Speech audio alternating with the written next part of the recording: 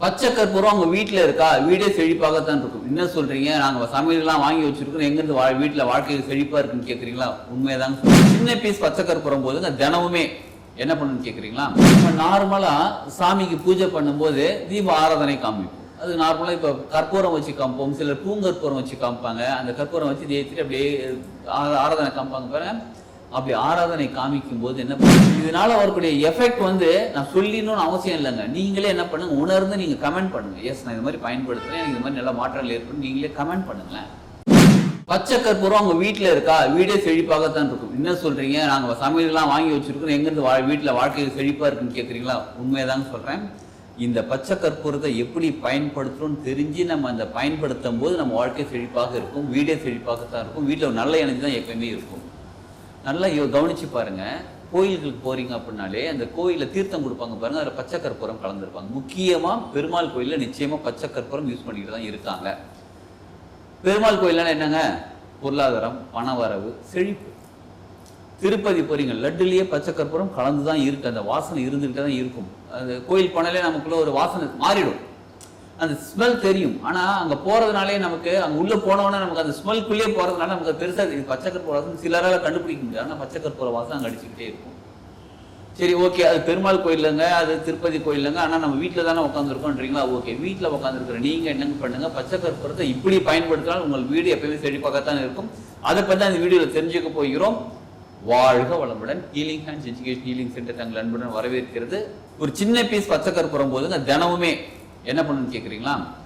நீங்க காலையில தீபம் ஏத்துறீங்க, சாமிக்கு தீபம் ஏத்துறனா? அப்பெல்லாம் பண்ணதே இல்லைங்க. முதல்ல ஏத்துங்க. முதல்ல காலையில ஏந்திரிச்சு குளிச்சுட்டு சாமி கிட்ட விளக்கேற்றி வைங்க, வீடெல்லாம் கூட்டிட்டு. சிலர் சொல்லுவாங்க, நான் 8 மணிக்கு தான் வீடு கூட கூட்டிட்டு அப்போ மட்டும் நீங்க விளக்கேற்றி வைங்க. சாயங்காலம் 6 மணிக்கு எல்லாம் கிளீன் பண்ணிட்டு வீடு விளக்கேற்றி வைங்க.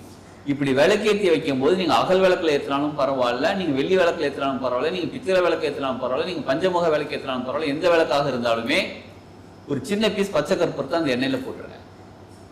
அந்த எண்ணெய் சூடாகும். இந்த தீபத்தை ஏற்றும் போது அந்த எண்ணெய் சூடாகும். அந்த சூட்ல அது மைல்டா கரைஞ்சி வீடு ஃபுல்லா வாசனை அடிக்கும். அது ரொம்ப தெரியாது நமக்கு, ஆனா ப்ரெசென்டான அந்த ஸ்மெல் வீடு ஃபுல்லா பரவிக்கிட்டே இருக்கும். காலையில ஒரு சாயங்காலம் ஒரு பச்சை கற்பூரம் வாசனை இருக்க இருக்க வீடு செழிப்பாக இருக்கும்.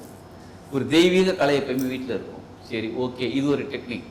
அடுத்தது இன்னொன்னு, ஒரு சின்ன பீஸ் காட்டன் துணி எடுத்துக்கோங்க, சிகப்பு கலர்ல எடுத்துட்டு அதுல 3 பீஸ் பச்சை கற்பூரம், குட்டி குட்டி பீஸ் 3 பீஸ் பச்சை கற்பூரம், 1 ஏலக்காய், 1 கிராம்பு, இதை 3த்தையும் ஒண்ணா வச்சு கட்டிடுங்க. கட்டிட்டு வீட்டு வாசல் இருக்கு பார்த்தீங்களா, வாசலுக்கு வெளியில, இப்ப இதான் வாசல் வச்சுக்கோங்களேன், இங்க இப்படிதான் வரோம், இப்படி நம்ம நடந்து வரோம், நடந்து இப்படி டோர் ஓப்பன் பண்ணி வீட்டுக்குள்ள போறோம்னு வச்சுக்கோங்க. இந்த இடத்துல வெளியில கட்டிடுங்க.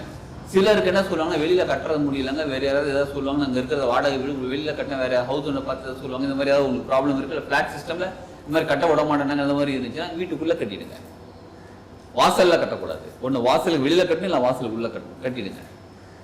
இப்ப வெளியில இருந்து யார் வந்தாலும் வீடோட என்ட்ரன்ஸ், அது எப்படிப்பட்ட விஷயம் வந்தாலும் அது என்ட்ரன்ஸை தாண்டி தான் வரணுங்களா? அவன் அந்த பச்சை கற்பூரத்தோட வாசனையே அவங்களுக்கே தெரியாம அவங்க மனநிலையை மாத்திரும். இப்ப மனிதர்கள் வராங்க, ரொம்ப கோபத்தோட ஆக்ரோஷத்தோட வராங்க, இல்ல நெகட்டிவா வராங்கன்னு வச்சுக்கோங்களேன், அந்த நிலை மாறிவிடும். ஆமாங்க, அந்த நிலை மாறிவிடும். சரிங்களா? நம்ம நார்மலா சாமிக்கு பூஜை பண்ணும்போது தீப ஆராதனை காமிப்போம். அது நார்மலா இப்ப கற்பூரம் வச்சு காமிப்போம், சிலர் பூங்கற்பூரம் வச்சு காமிப்பாங்க. அந்த கற்பூரம் வச்சு தேய்ச்சிட்டு அப்படியே ஆராதனை காமிப்பாங்க பாருங்க. அப்படி ஆராதனை காமிக்கும் போது என்ன பண்ணுங்க, அந்த பூங்கற்பூரத்துக்கு பதிலாக பச்சை கற்பூரம் சின்ன பீஸ் வச்சிருங்க.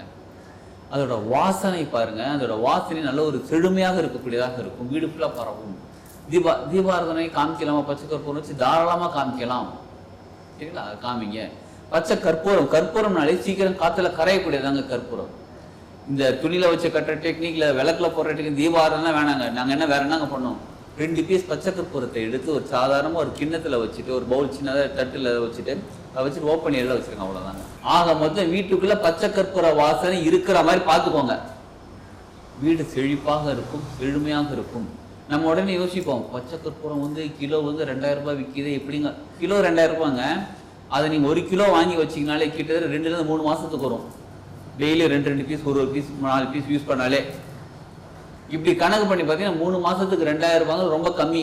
நம்ம எவ்வளோ செலவு, ஒரு தடவை நம்ம ஹோட்டல் போயிட்டு வந்தாலே, ஒரு ஃபேமிலியோட ஹோட்டல் போயிட்டு 2000 ரூபாய் பில்லு. இது எதுக்காக? பச்சை கற்பூரம் நம்ம வாழ்க்கை நல்லா இருக்கிறதுக்காக.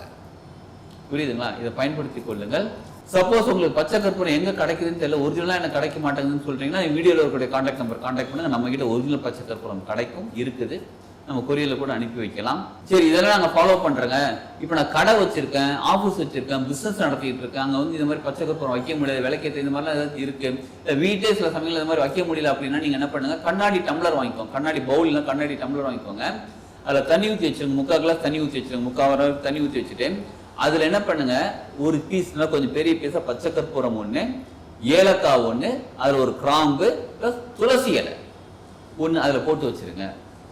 இதை போட்டு வச்சா அவ்வளவுதான், போட்டு வச்சிருங்க. டெய்லி மாத்தணும். ஆனா அந்த பச்சை கற்பூரம் சப்போஸ் கரையில அடுத்த நாள் மாத்திக்கலாம், அடுத்த நாள் மாத்திக்கலாம். ஏலக்காய் கிராம்பு தினமும் மாத்திடுங்க. இந்த துளசி இலை தினமும் மாத்திடுங்க. பச்சை கற்பூரம் அடுத்த நாள் யூஸ் பண்ணிக்கலாம். ஏன்னா அவ்வளவு சீக்கிரம் கரையாது பச்சை கற்பூரம். சரிங்களா? இது பண்ணிக்கிட்டே இருங்க. தினமுமே தண்ணி மாத்தி வைங்க. இதனால வரக்கூடிய எஃபெக்ட் நான் சொல்லிடணும்னு அவசியம் இல்லைங்க. நீங்களே என்ன பண்ணுங்க, உணர்ந்து நீங்க கமெண்ட் பண்ணுங்க. எஸ், நான் இது மாதிரி பயன்படுத்துறேன், எனக்கு இது மாதிரி நல்ல மாற்றங்கள் ஏற்படும், நீங்களே கமெண்ட் பண்ணுங்களேன்.